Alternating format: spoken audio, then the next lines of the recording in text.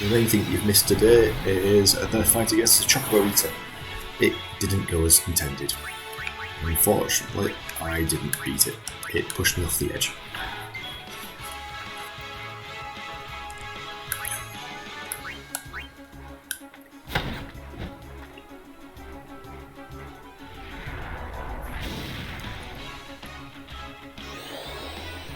So yeah, a quick rundown on these. We have the Thunder Flan, which has a 50% weakness to water. We have two bombs, which have 50% weakness to ice. The bombs both have half damage from fire. Both absorb fire damage. The Thunder Flan takes half damage from both fire and ice, extra damage from water, and absorbs the damage that is dealt by thunder.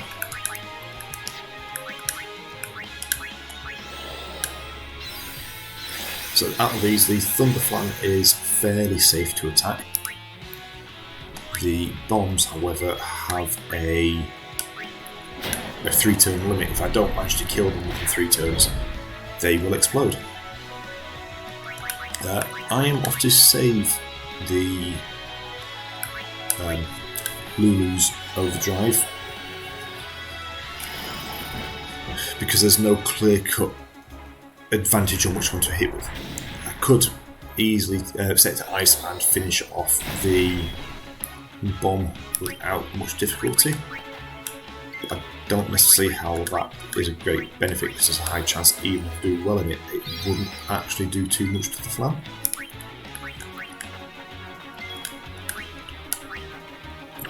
But saying that, the flan is a fairly safe enemy to attack. And again, I'm not off to use Yuna's attack now anymore. Overdrive, sorry.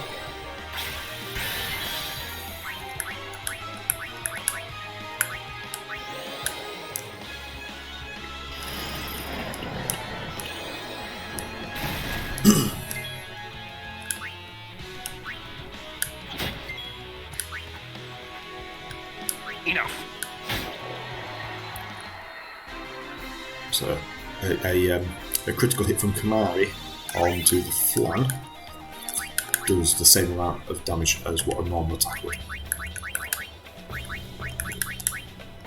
It's just a quite nice little representation on how much the resistance of the flans actually weigh out on it.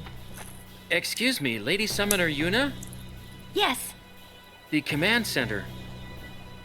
Maester Seymour requests your presence there, ma'am. Thank you. Take that road to the command center. It's not far. We're still in the midst of preparations this way. Sorry.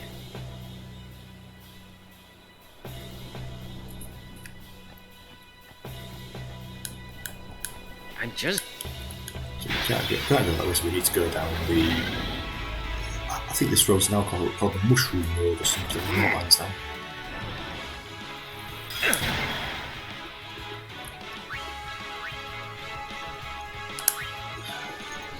50% extra from ice with 255 hit points. Requires somebody with piercing to do any significant damage to. A fast one ideally wants either Whacker or Tides to attack, gets 50% extra damage from ice, half damage from fire with 180 hit points. And then you've got the Floating Eye, which is again another one that Whacker deals with fairly well, takes an extra 50% damage from thunder. Kamari's not fast enough, we'll do thunder on the Floating Eye. R1 will then swing at the big guy. Kamari will switch out for Yumi. Yumi's have to try and just hit the Imperial. And then whoever, if he use Tidus Cheer and then Walker to finish it off. Don't flee. Flee's the wrong one to use.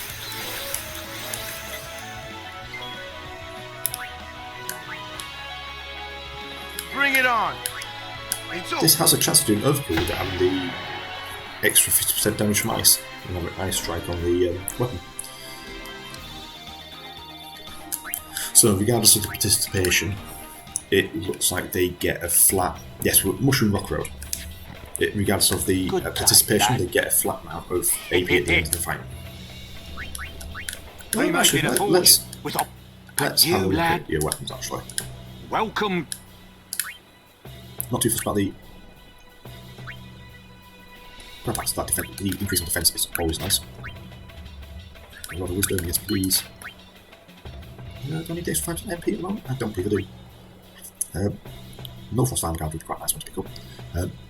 Essentially the SOS No Frost is when you get into yellow hit points. When your hit points turn yellow to say you're in critical health, the SOS No Frost will trigger, so it means then that you start taking less damage from frost, from blizzards and ice waves. The extra 5% MP for Lulu there could be very useful because that's her main primary focus on attack. So I'll keep hold of one slot because that's got 3 empty slots at the moment, but everything else I'm fairly happy to get rid of if it doesn't have at least 2 empty spaces. Just in an attempt to make a little bit of money. The empty spaces I'm looking at is purely because later on you get using certain items, you can increase the attributes that are affected by the weapons. So ideally I want to have 2 open slots because that should give me the ability to craft something that's better than what I currently have. Just want to be careful not to get rid of anything that could potentially be useful in fight. Because like with this particular weapon, the Switch Hitter, what I could do is potentially pick up a sensor for it and then get another +5 or +10 or +3% strength added onto it, or pick up something to help with the evasion, with the or to help with agility. I like weapons that have the 2 empty slots because it just gives me that little more chance to play around with them and customise it into something that I want. A lot of the weapons that have a single slot, you're more than likely to find something that's better than them just by looking around, than what could actually help to aid into crafting. And if it doesn't have any upgrade slots, I just don't see the purpose of keeping hold of them. I am off to keep hold of the heat commands because I have a feeling that I'm about to come against lots of enemies that are actually weak to fire. So the 10% increase on strength would be countered by the 50% increase from fire.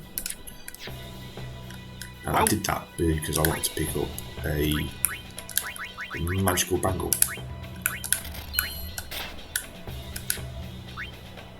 I don't have nothing to sell. Welcome. Item wise, do you have anything interesting today? Nah, just the standard. So, I'll quickly go through these sphere grid. Nothing to upgrade on that. Nothing. Oh, it's got a movement to do with no gain at the end of it. Kamari, however, is starting to come back along. So, as I've said before, if you're moving forward, you can only move 1 space.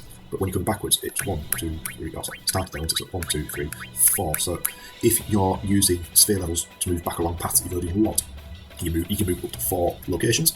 Whereas if you're moving forwards into new areas, you can only move to 1 square.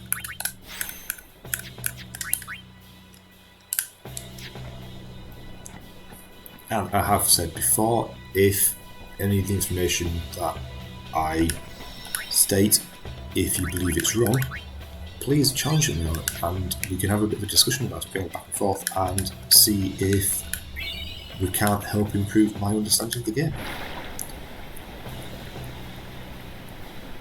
Or if you want to just say hi, say hello.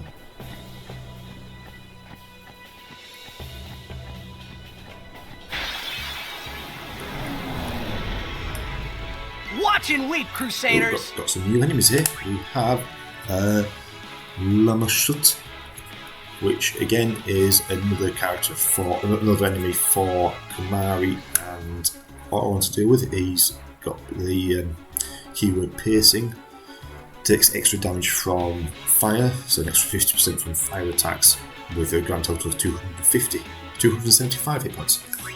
We have, I'm not even going to attempt on the site, I will do because it might just be a bit funny.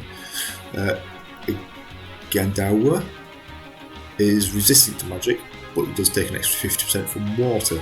But I'd expect that just to be the standard amount of damage on it, with it being resistant to magic. And then we have the red element. resistant to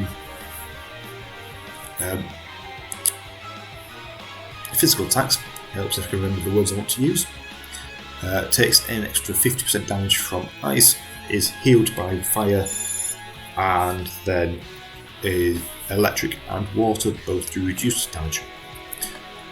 So with Titus, I'm off to start with Cheer, and then switch him out. I am off to use Walker to hit the flyer in the middle. You can just have a bit of fun and slap him. And now it's time to rotate. Allow me. I'm wishing I hadn't done that first, actually. Because I imagine any magic that I use on it will finish it. And I know that either Kamari or Orlin would finish that.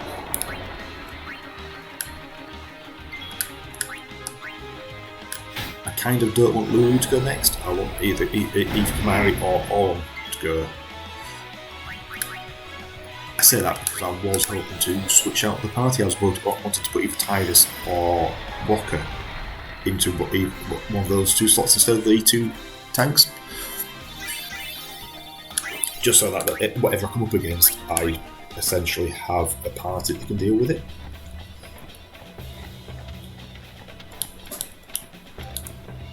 We've been expecting you. Please proceed to the command center.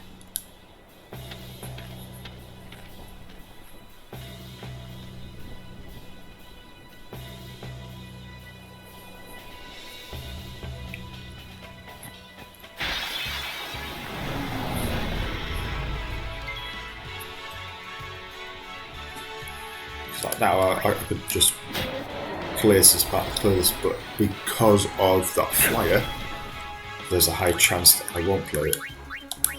I'm just clearing this quickly because these three characters don't have a level gain, whereas the other team do.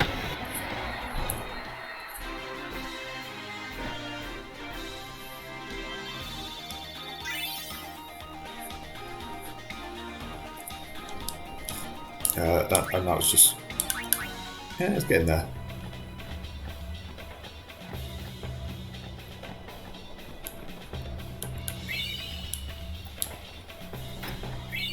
So what I do want is for Lulu to start getting access to the higher level magic, but I don't believe I'm off to get that before the next section.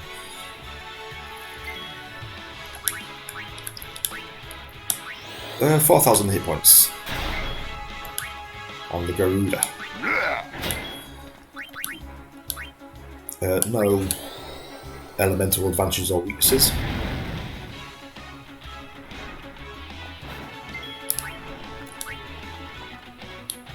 I foresee no difficulty.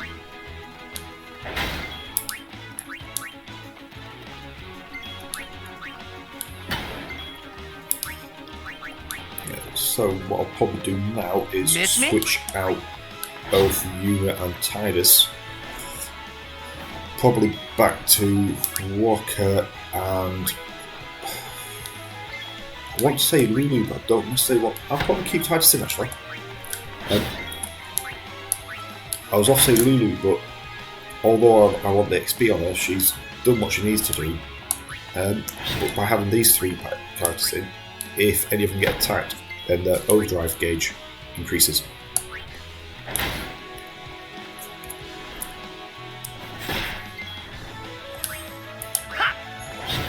I was about to say I'll also have to use Darkness on it, but I don't necessarily see the point because it's one hit away from doing that. He's off to get the attack in, but I've got lots of MP to be able to heal up.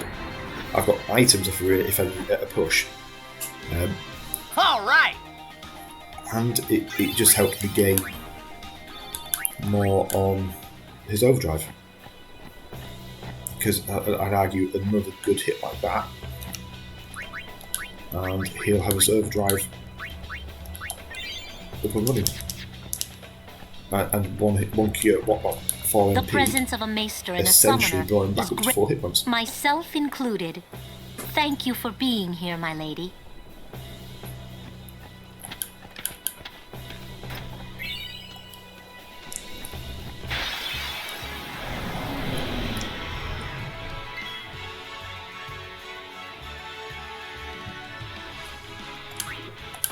So what I should be able to do here is Titus and Walker finish off these two, and I should have a bit of free reign as long as if I leave Lulu to last.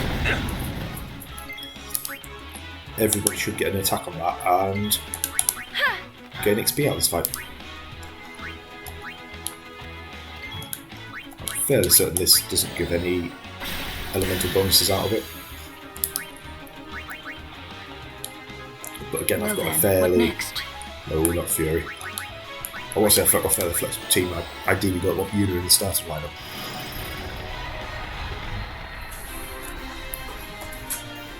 I don't like entering boss fights with Una at the front because on the off chance that she gets clobbered and goes down before she actually gets a chance to do anything, whereas if you switch party members, the majority of the time they get back straight away then. Oh, and we've got a fungi. So we've got a fungar. So he has half damage from thunder, water and ice. Takes an extra 50% damage from fire and has 540 hit points. And the additional information for him is if he gets attacked, he has the possibility to counter with pollen, which has the chance of inducing sleep.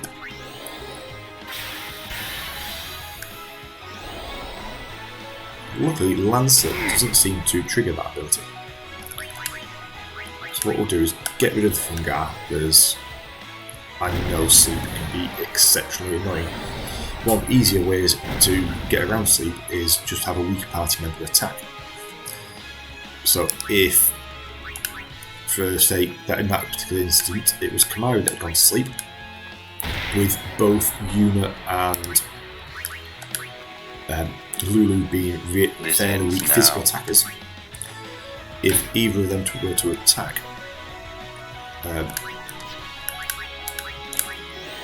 it would have done a small amount of damage to Kamari, and he would have been able to heal fully out of it.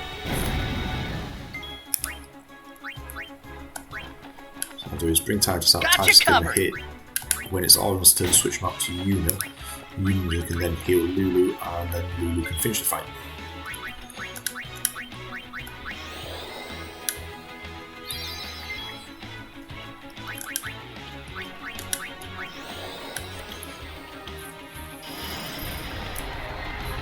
And because of the fact that I used focus, it came out with nearly 100 points damage more than what I originally went in, which is always good. How do you get that chest down there? In the end, I wasn't able to stop them, as you can see. But seeing their fierce determination, I couldn't just sit there. So I decided that I would do everything in my power to help them. It doesn't help when you're trying to counter it, say, no, don't do this, and then one of the head of your order turns around and says, actually, yeah, I've got no issue with you doing any of that.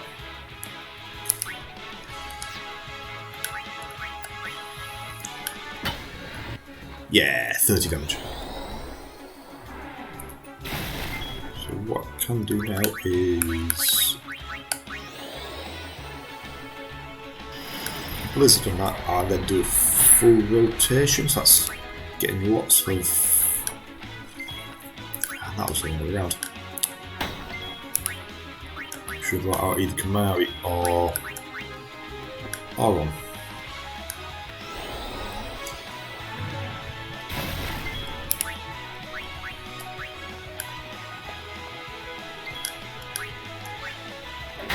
Drops that, and then that leaves Walker to just drop the flyer.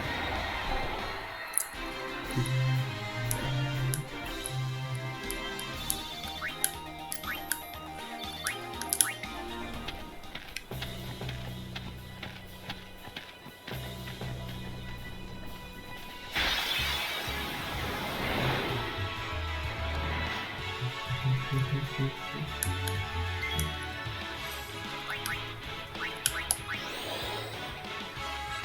we know how to deal with these creatures, these Highraod as well, so we can rinse and repeat from the previous encounter. So boom, hopefully that all misses. Switch out to Titus.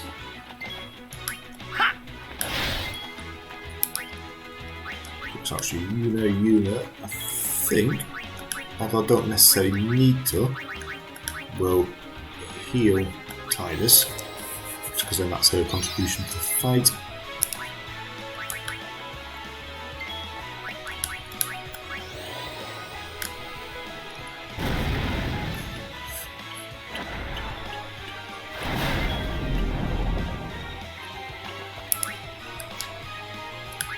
Everyone's now hit, so let's switch back out to Titus, Kamari, and Waka. Because that leaves with somebody with censoring, and 2 people that need to work on their overdrives. And with having Waka, it allows me to blind him again, which, as I threw the blind at her, it made me realise I probably shouldn't have done that, because now, as long as the Highraod doesn't hit, my overdrives won't increase. And I'm currently in the process of trying to build my overdrives up. So I'd rather have the overdrive and not need it, than need it and it be a distance off. So now that we've got a few spheres on, let's just fly around quickly and give all characters a minor upgrade. Words can be hard sometimes early. Ooh, delay attack.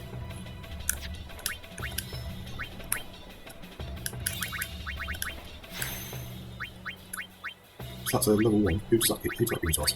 Titus. Yeah, as I said before, I'd rather not take it in Titus's direction, because there's nothing wrong with going Titus's direction, it's just he's not a character that fits well with how Kamari plays, or should I say how I want to play Kamari. So Kamari sits slap bang in the middle. So he's got. So he has no way to join onto.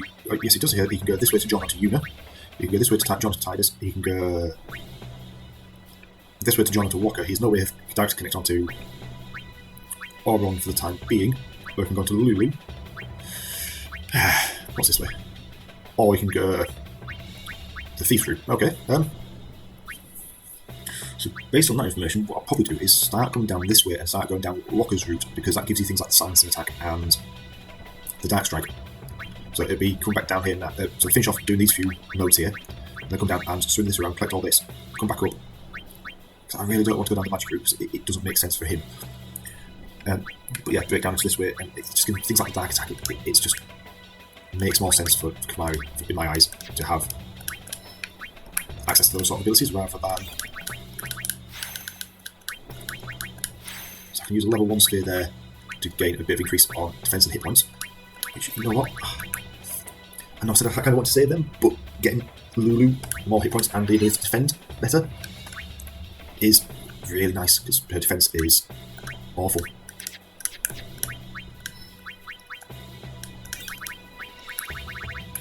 So 3 lots of magic defense, magic increase, and then some more MP.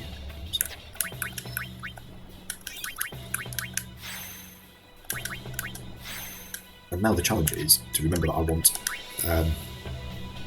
Kamari to go down the route of Waka. Because there is have to be a chance that next time I zoom out and have a look around again, I'll end up thinking of something in a different route.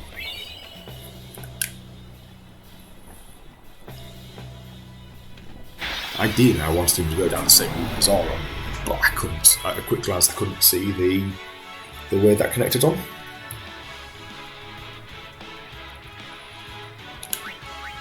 So nothing here to benefit Titus fighting wise.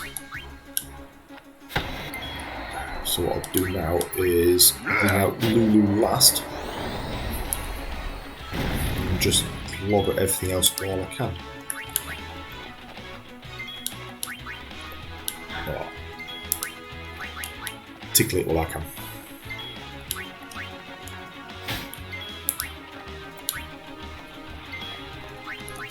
Just say that was resisting physical damage. It wasn't too bad the damage overall. Obviously Lulu does a damn sight more with the magic.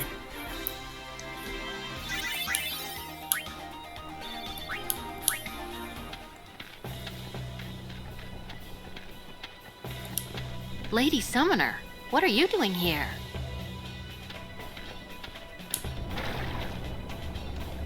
Yes, I think that chest that I saw down the bottom of Mushroom Road, I think that's something you come back later game to pick up.